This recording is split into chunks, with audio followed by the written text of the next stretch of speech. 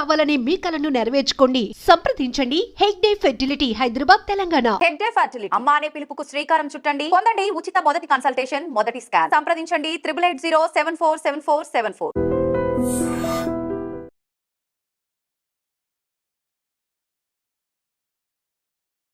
Welcome to I dream. నేను మీ భవ్య. మనము ఈ మధ్య కాలంలో ఓట్స్ బాగా తింటున్నాం. అవి తినొచ్చా లేదా, తింటే డైజెషన్ కరెక్ట్గా అవుతుందా లేదా, మన గట్ హెల్త్ బాగుండాలంటే ఏం చేయాలి, హెల్తీ బ్రేక్ఫాస్ట్ ఏం తీసుకోవాలి, ఈ డీటెయిల్స్ మనతో మాట్లాడడానికి మెడికవర్ నుంచి doctor Shriman Narayana gastro enterologist ఉన్నారు. ఆయనతో మాట్లాడి ఫుల్ డీటెయిల్స్ తెలుసుకుందాం. నమస్తే సార్. ఎలా ఉన్నారు సార్? సార్, ఈ మధ్య ట్రెండ్ వచ్చేసింది సార్, బ్రేక్ఫాస్ట్లో ఓట్స్ ఉండాలి, అప్పుడు మనం హెల్తీగా ఉన్నట్టు. నిజంగా అసలు ఓట్స్ బ్రేక్ఫాస్ట్లో ఉంటే హెల్తీగా ఉంటామా? యాక్చువల్గా మనకి హెల్దీ బ్రేక్ఫాస్ట్ కానీ హెల్దీ ఫుడ్ అంటే ఏంటంటే మనకి కార్బోహైడ్రేట్స్ ఒక 60%, 20% ప్రోటీన్, 20% ఫ్యాట్ ఉండాలన్నమాట. Water should be 3 to 4 litres ఉండాలి. దాన్ని హెల్దీ అని చెప్తాం యాక్చువల్లీ. సో మార్నింగ్ లెగవగానే జనరల్గా మనం చేయాల్సింది ఏంటి అంటే, ఆఫ్టర్ మన వర్క్స్ అయిపోయిన తర్వాత వాటర్ ఒక 1/2 లీటర్ వాటర్ తీసుకొని ఆన్ ఎంటీ స్టమక్ మనం డైరెక్ట్గా బ్రేక్ఫాస్ట్ తీసుకోవాలి. చాలామంది ఏం చేస్తారంటే కాఫీ టీ తీసుకోవడము, బెడ్ మీద కాఫీ టీ తీసుకోవడం దానివల్ల దాన్ని యాక్టివిటీ ఇంక్రీజ్ చేస్తుంది అని. బట్ మనం ఏంటంటే ఎంటీ స్టమక్ మీద any chemical related, coffee tea is also chemical, ఎంత అది గ్రీన్ టీ అవ్వచ్చు, ఏమన్నా అవ్వచ్చు, కోల్డ్ కాఫీ, టీ కాఫీ, ఏది anything, it is a liquid form, it is a chemical. అప్పుడు ఏమవుతుంది అంటే మనకి ఎసిడిటీ చాలా ఎక్కువ ఛాన్సెస్ ఉంటుంది అన్నమాట. సో ఏంటంటే ఎంటీ స్టమక్ మీద ఆఫ్టర్ వాటర్, ఆ వాటర్ కూడా చాలామంది ఏం చేస్తారంటే కాచిన వాటరు, గోరువెచ్చని వాటరు, అందులో నిమ్మకాయలు, వాము వేయటము, జీలకర్ర వేయటము, తేనె వేయటము, అన్ని కెమికల్స్ యూస్ చేస్తాం. సో న్యాచురల్ అయినా ఆర్టిఫిషియల్ అయినా that is a chemical product finally. Okay, so normal room temperature water మాత్రమే తీసుకుంటాం.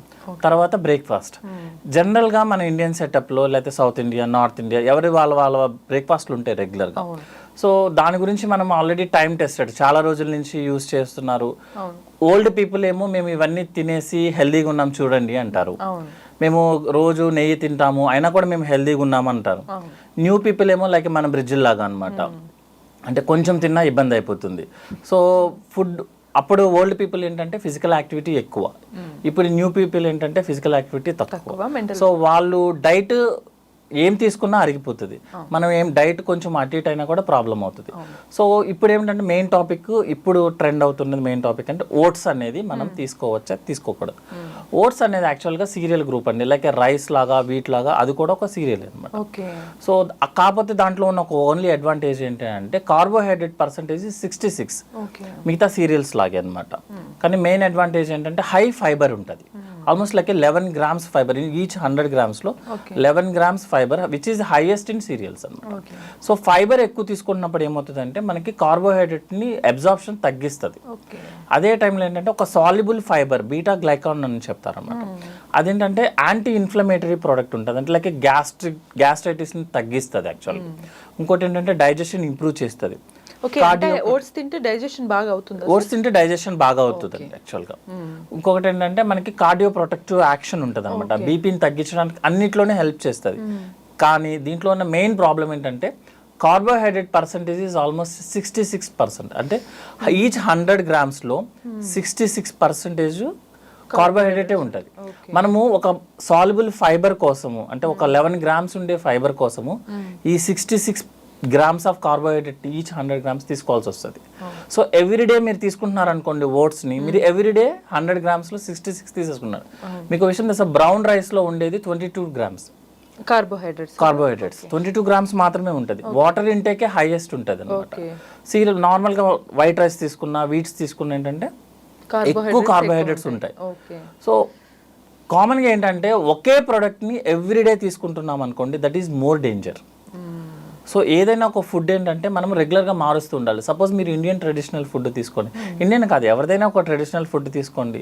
సపోజ్ ఒక దోశ ఉంటే దట్ ఈస్ ద ప్రోటీన్ ఎక్కువ ఉంటుంది, కొంచెం ఆయిల్ యాడ్ చేస్తారు, ఫ్యాట్ ఉంటుంది. అదే టైంలో చట్నీస్ ఉంటాయి, లైక్ ప్రోటీన్ ఎక్కువ ఉంటుంది, కార్బోహైడ్రేట్ అన్ని మిక్స్ చేసిన లైక్ కలర్ఫుల్ లాగా అనమాట. అన్ని మిక్స్ చేసి వస్తుంది. కానీ ఒకరోజు ఇడ్లీ, ఒకరోజు దోశ. సో ఇడ్లీలో ఎక్కువగా కార్బోహైడ్రేట్స్ ఉంటాయి, దోశలో ఎక్కువగా ప్రోటీన్ వస్తుంది, పల్సెస్ వస్తాయి. కాబట్టి పూరీలో కొంచెం ఫ్యాట్ ఉంటుంది, అన్నీ మిక్స్ చేస్తారు. సో మనం బ్రేక్ఫాస్ట్ని ఏదైనా సరే ఆల్టర్నేటివ్గా చేసుకుంటూ ఉండాలి. జనరల్గా ఏం చేస్తారంటే ఓట్స్ అనగానే వీక్లీ మొత్తం ఓట్స్తోనే గడిపిస్తారు. అవును. 66 గ్రామ్స్ ఆఫ్ కార్బోహైడ్రేట్స్ ఎంటర్ అవుతుంది అనమాట. అంటే ఒక బెనిఫిట్ కోసం 66 గ్రామ్స్ అంటే మనకి వీక్ ఆల్మోస్ట్ లైక్ మీరు రైస్ తింటున్నట్టే లెక్క. అవును. అలా కాకుండా ఒక రోజు ఓట్స్, ఒక రోజు నార్మల్ ఇండియన్, ఒక రోజు సౌత్ ఇండియన్, ఒక రోజు నార్త్ ఇండియన్, ఒక రోజు నార్మల్ గా కొంతమంది ఫాస్టింగ్ చేస్తామంటారు. అట్లా ఇంటర్మీడియట్ గా చేసుకుంటూ వెళ్తే ఏమవుతుందంటే మనకి యూజ్ అవుతుంది. ఒక క్వశ్చన్ ఉంటుందండి జనరల్ గా, which is the best oil అని చెప్పి. యాక్చువల్ గా మనం సీనియర్ మోస్ట్ కార్డియాలజిస్ట్ అడిగితే ఆ బెస్ట్ ఆయిల్ అనేది ఎప్పుడు ఉండదు మనకి. ఈవెన్ మనకి అన్ని ఫ్యాటీ యాసిడ్స్ కావాలి, ఎసెన్షియల్ ఫ్యాటీ యాసిడ్స్ అన్ని కావాలి మనకి. సో జనరల్గా ఏం చెప్తారంటే 1 week ground nut oil, 1 neat oil, 1 neat coconut oil, weekly change చేసుకుంటూ ఉండండి అని చెప్తారు.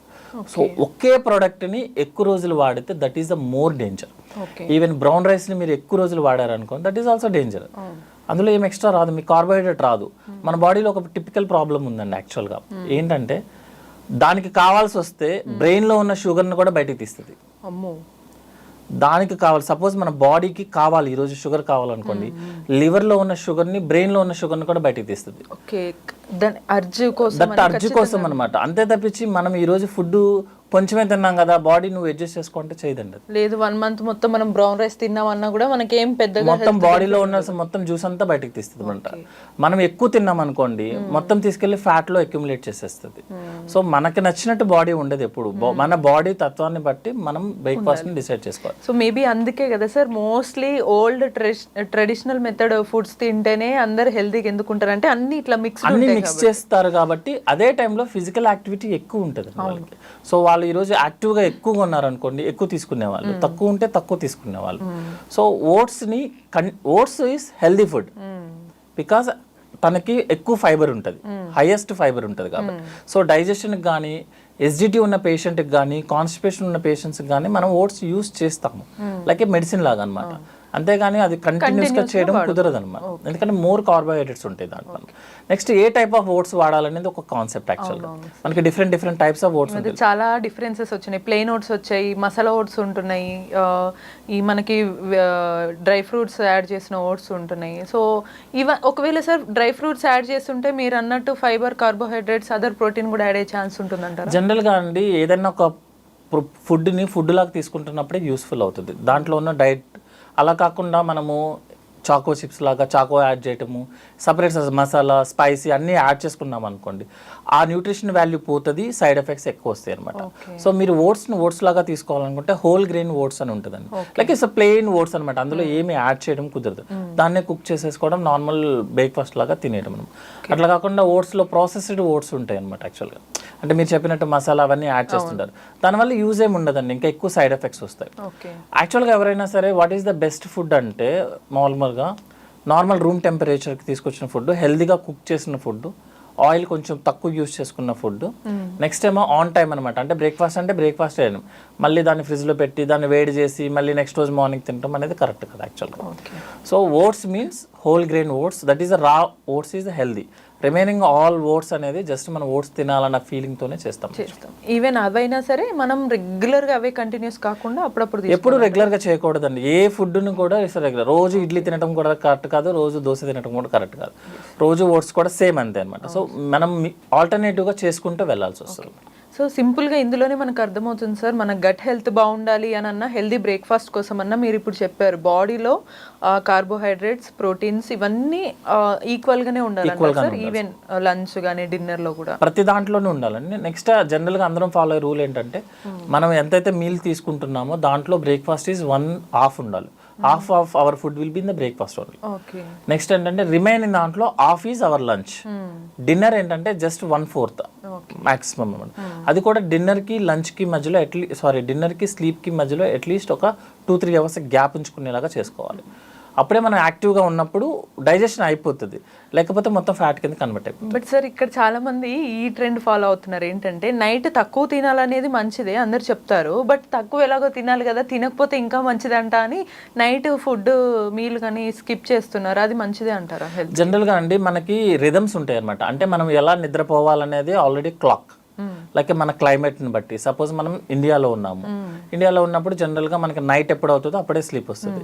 ఇదే ఇండియన్ పర్సన్ యూఎస్ వెళ్ళాడు అనుకోండి, 2-3 డేస్ కొంచెం ప్రాబ్లం ఉంటుంది, 4th డే నుంచి సైకిల్ కంప్లీట్ అయిపోతుంది.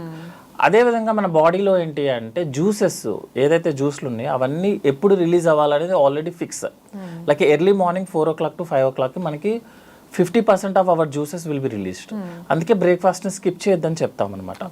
So 24 hours some juices will be released. జ్యూసెస్కి ఫుడ్ కావాలి కదండి, ఒక మెటీరియల్ కావాలి కదా డైజెషన్ అవడం. సపోజ్ డిన్నర్ మీరు స్కిప్ చేశారనుకోండి, మనం లంచ్ చేసే టైం ఎప్పుడు మేబీ 1-2 o'clock అయితే నెక్స్ట్ రోజు బ్రేక్ఫాస్ట్ ఎప్పుడు చేస్తాము, 8 to 10 o'clock చేస్తాం జనరల్గా. సో ఆల్మోస్ట్ మనకి 12 to 14 hours ఫాస్టింగ్ ఉంటుంది. ఆ టైంలో ప్రొడ్యూస్ అయిన జ్యూస్కి మెటీరియల్ లేకపోతే మన బాడీనే కరిగిస్తాయి అనమాట అవి జ్యూసెస్ ఒకసారి రిలీజ్ అయిపోయిన తర్వాత తనకు ఫుడ్ ఉండాలండి అవి డైజెస్ట్ చేయడానికి, లేకపోతే మన ఏదో ఒక ప్రోడక్ట్ కావాలి కదా, అదేంటి మన బాడీ. సో సపోజ్ మీరు నేను డిన్నరే ఎస్కేప్ చేయడం అనేది కరెక్ట్ కాదు, డిన్నర్ని తక్కువ తీసుకోవడం అనేది లైట్ ఫుడ్ తీసుకుంటే సరిపోతుంది. సో చూసారు కదా, మనం రెగ్యులర్గా చేసే పొరపాట్ల వల్ల మన హెల్త్ ఎంత పాడవుతుంది అనేది చాలా క్లియర్గా చెప్పారు. ఇటువంటి ఇన్ఫర్మేటివ్ టాపిక్స్ కోసం కీప్ వాచింగ్ ఎ డ్రీమ్.